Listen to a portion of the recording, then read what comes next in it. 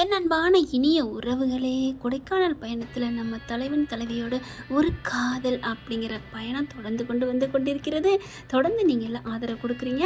இப்போ பார்த்தீங்கன்னா காவேரியோட ஃப்ரெண்ட்ஸ் எல்லாமே அவங்க விஜய் பார்க்கணும் அப்படின்னு சொல்லி வர சொல்லியிருக்காங்க. அதனால அங்கே காவேரி விஜய் போயிருக்காங்களா. அங்கே போய் பார்த்தா யாரு தாங்க நம்ம விஜயோட அழகில் மயங்கி துபக்கடின்னு விழுகாமல் இருக்கிறாங்க. நம்மளே விழுந்து போய் கிடக்குறோம். 2 வருடமா இந்த பொண்ணுங்க என்ன 2 நிமிஷம் தானே பார்த்த கையோட பார்க்குறாங்க. அப்படியே அப்படின்னு வாயை பழக்கிறாங்க. பார்த்துட்டு அப்படியே அதிசயத்து போகிறாங்க. காவேரி எப்படி அப்படின்னு கேட்க, அதுக்கப்புறம் நான் ஒன்று கேட்கணும்டி அப்படிங்கிறாங்க. அதெல்லாம் அப்புறம் கேட்கலாம், வாங்க சாப்பிடுவோம் அப்படின்னு காவேரி சொல்ல, என்னடி காவேரி நாங்கள் கேட்டுக்கிறோம், இதில் என்ன இருக்குது, உன் வீட்டுக்காரர் இனிமேல் எப்போ பார்க்க போகிறோம், இந்த கேள்வி கேட்டே தீருண்டி அப்படிங்கிறாங்க. சரி இப்போ என்ன நீங்கள் கேட்க போறீங்கிறத நான் சொல்லட்டுமா அப்படிங்கிறாங்க. அப்படியா, எங்கள் மனசில் இருக்கிறத நீ என்ன சொல்ல போகிற, சொல்லு அப்படின்னு அங்கே ஃப்ரெண்ட்ஸு போகிறேன்னு சொல்ல, உடனே காவேரி பார்க்குறாங்க, விஜயும் பார்க்குறாங்க, அந்த பொண்ணுங்களையும் பார்க்குறாங்க. உங்கள் மனசில் இப்படி ஒரு நினைப்பாடி, ஆமாம்மா நீங்கள் நினைக்கிறதுல என்ன இருக்குது, அவன் அப்படி ஒரு அழகன் அப்படி ஒரு அழகன் இல்லையா, அதனால் நீங்கள் சொல்லத்தான் செய்வீங்க. சரி அந்த கேள்வியை நானே என் வாயால் சொல்லிடுறேன்டி அப்படின்னு மனசில் நினச்சிட்டு, விஜய் சார் நீங்கள் இவ்வளவு அழகாக இருக்கீங்களே, எப்படி ஹேம்சமாக இருக்கீங்க, அப்படியே கடிச்சு திங்கிற மாதிரி இருக்கீங்க, அப்படி இருக்கீங்க இப்படி இருக்கீங்க, சூப்பராக வலுவலுன்னு இருக்கீங்க, அப்படி அந்த கண்ணு எவ்வளோ அழகு, அந்த மீசை எவ்வளோ அழகு, அந்த சிரிச்சா சிரிப்பு அழகு, கன்னத்தில் வர்ற குழி அழகு, அந்த புருவம், அந்த முடி, அந்த தாடி, அந்த கலரு எல்லாமே அழகழகாக இருக்கே சார். எப்படி சார் எங்கள் கருப்பாக இருக்க எங்கள் கருப்பு அழகி கிளியா பற்றா காவேரியை எப்படி சார் கரம் பற்றுனீங்க, எப்படி சார் கல்யாணம் பண்ணீங்க, it's a medical miracle sir, அப்படித்தானே நீங்கள் கேட்க போகிறீங்க அப்படின்னு காவேரி சொன்ன கையோட அந்த ஃப்ரெண்ட்ஸுங்க பூரா அப்படி கிரிக்கெட்டில் ரவுண்டு கட்டி பேசுவாங்க இல்லையா, அந்த மாதிரி எப்படி கரெக்டாக நம்ம மனசில் உள்ளதை அப்படியே அச்சு பிசகாமல் சொல்லிட்டாளேடி, ஆமாடி நம்ம எல்லாரும் பார்த்த பார்வையிலே அவள் கரெக்ட் பண்ணிட்டாலோ, அப்படி பயங்கரமான ஆள் தாண்டி, ஓரளவுக்கு அவள் மனசை படிப்பா நமக்கு தெரியும், ஆனால் இப்படி அக்யூட்டா கமா புள்ளி எல்லாத்தையும் அப்படி ஏற்ற இறக்கத்தோடு சொல்லிட்டாளடி, இப்போ என்னடி பண்ணுறது, நம்ம கீழே விழுந்தாலும் மண்ணு ஓட்டலன்னு சொல்கிறதாண்டி நம்மளோட ஃப்ரெண்ட்ஷிப்புக்கே அழகு. ஆமாம் இப்போ என்ன பண்ண போகிறோம், என்ன பண்ண போகிறோமா, அப்படியே சேஞ்ச் பண்ணுங்க, மாற்றி கேட்போமா, எப்படி இப்படி சரி ஓகே அப்படின்னு சொல்லிட்டு, என்ன காவேரி எங்களை பற்றி நீ என்ன நினச்சிட்ருக்க அப்படிங்கிறாங்க.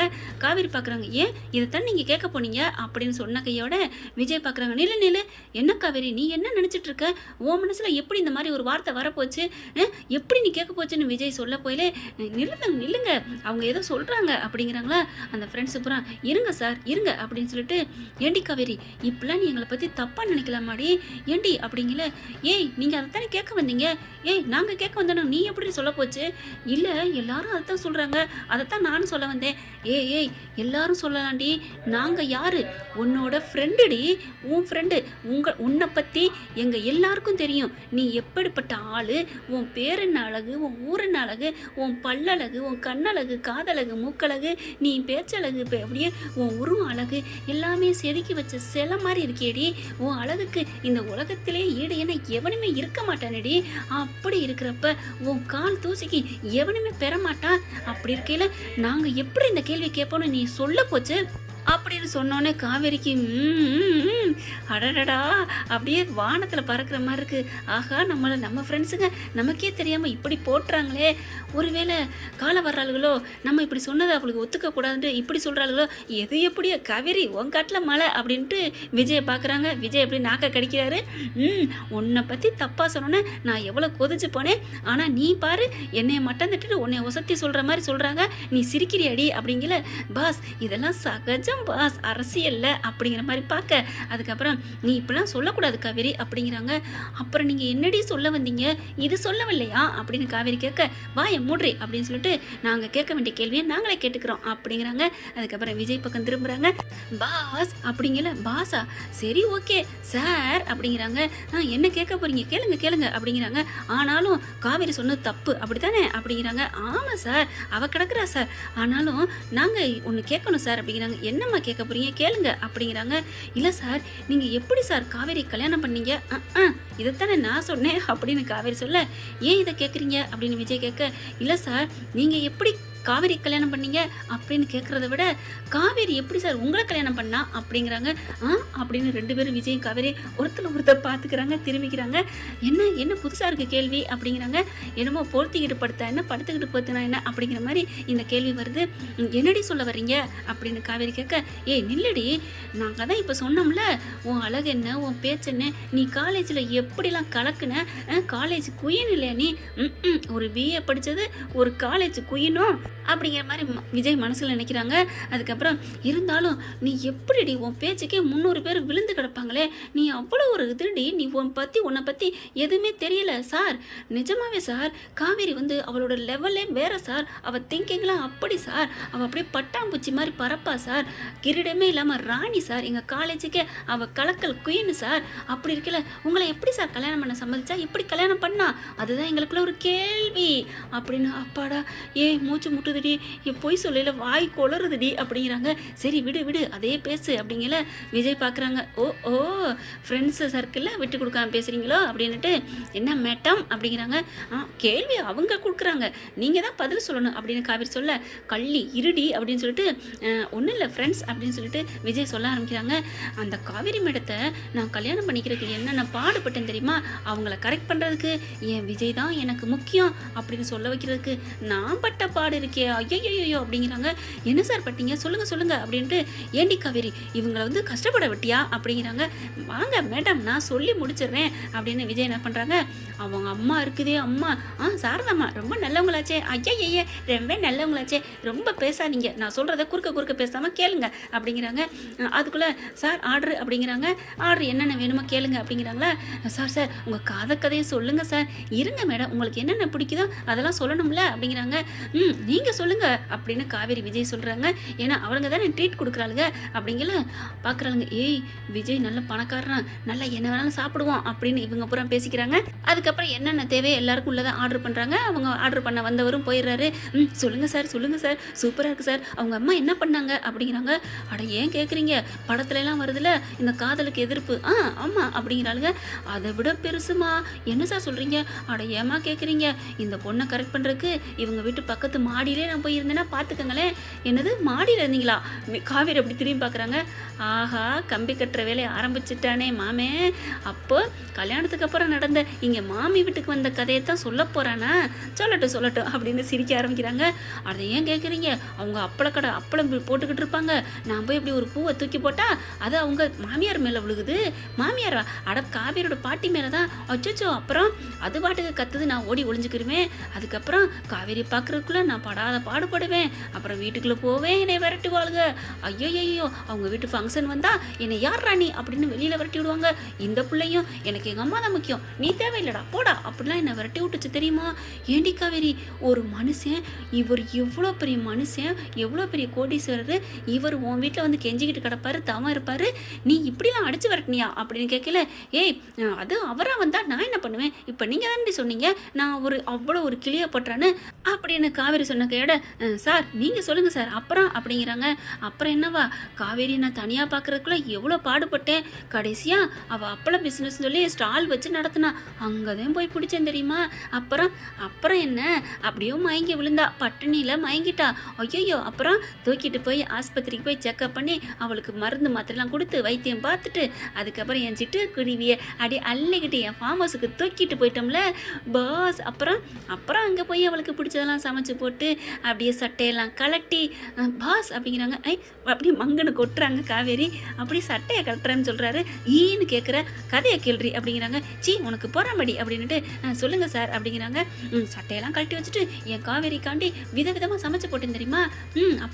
அதுக்கப்புறம் கொஞ்சம் மனசு மாறி மேடம் மகாராணி என் கூட விடிய என்னது விடிய ஐய என்ன உன் ஃப்ரெண்ட்ஸ் எல்லாம் காவேரி அப்படித்தான் சொல்லுங்கள், நீங்கள் சொல்கிற விதத்துல வேறு மாதிரில இருக்குது, அப்படியே ரொமான்டிக்கோட தேன் ஒழுக்க பேசினா யாராக இருந்தாலும் கேட்கத்தான் செய்வாங்க. சும்மா என் ஃப்ரெண்ட்ஸ் எல்லாம் மட்டன் தட்டாதீங்க அப்படின்னு சொன்னோன்னே ஆமாம் கிளியோப்பட்டான்னு சொல்லிட்டாங்கல்ல, நீ அப்படித்தான் வக்காலத்து வாங்குவ அப்படின்னு சொல்லிட்டு, இல்லைம்மா நான் சொல்கிறத முழுசாக கதையை கேளுங்க. விடிய நாங்கள் 2 பேரும் ஃபார்ம் ஹவுஸ்லேயே தங்கிட்டோம், நல்லா சந்தோஷமாக ஹாப்பியாக பேசிக்கிட்டே விடிஞ்ச பிறகு தான் ராத்திரி நம்ம ஒன்று மறந்துட்டோமே அப்படின்னு நாங்கள் பேசினோம். சார் ராத்திரி என்ன சார் மறந்தீங்க, அதுக்கப்புறம் பேசுனீங்களா, அந்த மறந்ததை செஞ்சீங்களா அப்படிங்கிறாங்க. ஆமாம் அப்படிங்கிறாங்க. சார் சொல்லுங்கள் என்ன அப்படிங்கல. அட 2 மணி நேரம் தூங்கி எந்திரிச்சு போனால் நைட்டுக்குள்ளே விடிய விடிய தூங்காம விட்டோம்ல, போங்க சார் அப்படிங்கிறாங்க. பக்கிகளா நல்ல ஆர்வமாக கதை கேட்குறிய ஆசை, அப்புறம் சீ சீ சீ இப்படிலாம் பேசாதீங்க எனக்கு பிடிக்காது அப்படின்னு சொல்லிக்கிறது. நாடகம் ஆடுறது எல்லாருமே பிடிச்சா இதான் ஓப்பன்ட்டு போக வேண்டியதானே அப்படின்னு மனசில் நினைக்கிறாரு. அதுக்கப்புறம் அப்புறம் என்னாச்சு, அப்புறம் வழிக்கு வந்துட்டா அவங்க காவேரி அப்படிங்கிறாங்க. சார் ரொம்ப சூப்பராக இருக்குது சார் உங்கள் கதை. அப்புறம் என்னாச்சு, அப்புறம் எப்போ லவ்க்கு சொன்னேன், அப்புறம் எப்படி கல்யாணம் ஆனிச்சு அப்படிங்கிறாங்களா. ஏய் பக்கிகளா அவரெல்லாம் சொன்னது கல்யாணத்துக்கு அப்புறம் நடந்ததுடி அப்படிங்கிறாங்க.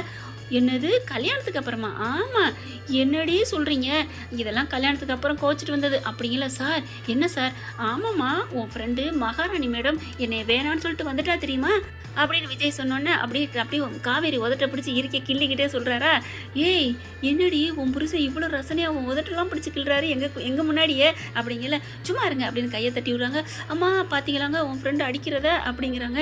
சார் கல்யாணத்துக்கு அப்புறமா இவ்வளோ வந்தீங்களா, அப்போ அவள் கோச்சிட்டு வந்துட்டாளா அப்படிங்கல. ஆமாம் நான் வேணாம் அவங்க அம்மா தான் முக்கியம்னு வந்துட்டாங்க தெரியுமா. ஏய் இருந்தாலும் நீ ரொம்ப பண்ணுறடி, நீ என்னடி பெரிய இவ்வளோ, நீ என்ன பெரிய இவ்வளோ அவளா அப்படிங்கல. ஏய் இப்போ தானடி கொஞ்ச நேரத்துக்கு முன்னாடி சொன்னீங்க. ஏய் அதெல்லாம் சொன்னால் நாங்கள் வாபஸ் வாங்கிடும்டி. சார் உங்ககிட்ட ஒரு உண்மை சொல்லணும் சார். என்னம்மா? நாங்கள் சொன்னது பூரா சும்மா சார். காவேரி ஃபஸ்ட்டு சொன்னா பாருங்க அதுதான் நிஜம். என்ன சொல்கிறீங்க? ஆமாம் சார், நீங்கள் இருக்கிற அழகுக்கும் அந்தஸ்துக்கும் பேருக்கும் புகழுக்கும் இவளை போய் எப்படி சார் கல்யாணம் பண்ணீங்க அப்படின்னு சொன்னோன்னே காவேரி என்ன பண்ணுறாங்க, அடியே அப்படின்னு சொல்லி விரட்ட ஆரம்பிக்கிறாங்க. எல்லா ஃப்ரெண்ட்ஸும் அங்கிட்டு ஓடுதுங்க. உங்களுக்கு சாப்பாடே இல்லை ஓடுங்கடி அப்படிங்கிறாங்க. ஏய் காவேரி என்ன, நாங்கள் தாண்டி உனக்கே ட்ரீட் கொடுக்க போகிறோம் அப்படிங்கிறாங்க. ட்ரீட் கொடுத்தா நீங்கள் என்ன சொல்ல நான் கேட்கணுமா? உங்கள் ட்ரீட் வேணாம் ஒன்று வேணாம், நான் என் புருஷனை கூட்டிகிட்டு போகிறேன், குடும்பத்தில் நல்லா இருக்கிற குடும்பத்தை கும்மி அடிச்சிருவாளுக்கு போல இருக்கே அப்படின்னு சொல்லிட்டு வாங்க பாஸ் நம்ம போவோம் அப்படின்னு கூப்பிட. ஏய் சாப்பாடுலாம் நிறைய ஆர்டர் பண்ணியிருக்கு காவேரி, சாப்பிட்டு போவான். அதெல்லாம் முடியாது, வரீங்களா இல்லையா அப்படிங்கல. அப்புறம் பாய் அப்படிங்கிறார. அப்புறம் என்ன நொப்புறம் வாங்க அப்படிங்கல. ஏய் ஏண்டி போகிற, இப்போ என்னடி நடந்துச்சு அப்படிங்கல. டக்குன்னு காவேரி நிற்கிறாங்க. இப்போ எப்படி வருது அப்படி தாண்டி எனக்கு இருக்கும், என்னை பார்த்து எப்படி நீங்கள் அப்படி சொல்ல போச்சு அப்படிங்கிறாங்க. ஏய் நாங்கள் சும்மா விளையாட்டுக்கு சொன்னேன்டி பாஸ், நீங்களும் சரி காவேரியும் சரி 2 பேரும் பக்கா பேரு. உண்மையிலே நீங்கள் 2 பேரும் எவ்வளோ அழகு தெரியுமா, உங்கள் பேர் விஜய் காவேரி எவ்வளோ அழகாக இருக்குது, முதல் எழுத்தை போட்டு பாருங்களேன், இது ஃபேமஸ் ஆகும் சார் இந்த பேரே அப்படிங்கிறாங்க. என்னது ஃபேமஸ் ஆகுமா? அதெல்லாம் ஆல்ரெடி ஆயிடுச்சுமா அப்படின்னு விஜய் சொல்கிறாங்க. அப்படியா? ஆமாம் வீக்கா ஃபேன்ஸ் கோடிக்கணக்கில் கோடி கட்டி பறந்துட்டுருக்காங்க அப்படின்னு விஜய் சொன்னோன்னே. உண்மையில சார் உங்கள் 2 பேரோட பேர் பொறுத்துமே வேறு லெவலில் இருக்குது, உண்மையிலே எங்களுக்கு புல் அரிக்குது அப்படிங்கிறாங்க. அதுக்கப்புறம் சாப்பாடெலாம் வந்துடுது, சாப்பிட்டு முடிச்சிடுறாங்க. முடிச்சதுக்கப்புறம் ஓகே சார் தேங்க்யூ நாங்கள் கிளம்புறோம் அப்படின்னு கிளம்புறாங்க. என்னது கிளம்புறீங்களா, இங்கே சாப்பிட்டதுக்கெலாம் யார் காசு கொடுக்குறது அப்படின்னு காவேரி சொல்ல. உன் வீட்டுக்காரர் தான், அவர் இருக்கிற அழகு என்ன அந்தஸ்தானே. ஏய் இதையே சொல்லி என் வயிற்றுச்சல் பொறாமையை கிளப்பாதியடி அப்படிங்கிறாங்க. எனக்கு ஒரே வயிற்றுச்சலாக இருக்குது அப்படிங்கிற மாதிரி சொல்ல வர்றாங்க. ஏய் நாங்கள் உண்மையை தானே சொன்னோம், உனக்கே உரைக்கல பாரு, உன் புருஷனை தினைக்கும் பார்த்துக்கிட்டு தானே இருக்கிற, உனக்கு ஒரு இது தோணலையா அப்படிங்கிறாங்க. இந்த மனுஷனை எப்படி உங்கள் அம்மா முக்கியம்னு விட்டுட்டு வந்த, இந்த பால்வடி முகத்தை பாரு அப்படிங்கல. நல்லா சொல்லுங்க அப்படின்னு சொன்னோன்னே. மவனே வாடி உனக்கு வீட்டுக்கு வரணும்ல வச்சுக்கிறேன். ஐயோ அப்படின்னு. ஏம்மா நீங்கள் என்னம்மா, நீங்கள் என் பொண்டாட்டி தங்கம்மா வைரம்மா, அவள் என்னத்தம்மா முக்கியம்னு நினைக்கிறா. போதுமா காவேரி, இது செயற்கைடி, இயற்கையாக வரலையில வந்து வச்சுக்கிறேன் அப்படிங்கிறாங்க. போச்சுடா கச்சேரி, பரவாயில்ல விடு பொண்டாட்டி தானே அப்படின்னு நினைக்கிறாங்க. அதுக்கப்புறம் காசு தானே நான் கொடுத்துக்கிறேன், இதில் என்ன இருக்குது, என் காவேரியோட ஃப்ரெண்ட்ஸுக்கு நான் கொடுக்காம என்ன பண்ண போகிறேன் அப்படின்னு சொல்லிட்டு காசு எடுக்கிறாங்க. ஓகே ஃப்ரெண்ட்ஸ், பார்க்கலாம் என்ன நடக்க போகுது. இதன் தொடர்ச்சி அடுத்த பகுதியில். இந்த பதிவு உங்களுக்கு பிடிச்சிருந்துச்சுன்னா உங்கள் பொண்ணான கையில் ஒரு லைக்கை போட்டு சப்ஸ்கிரைப் பண்ணிடுங்க. Thank you friends.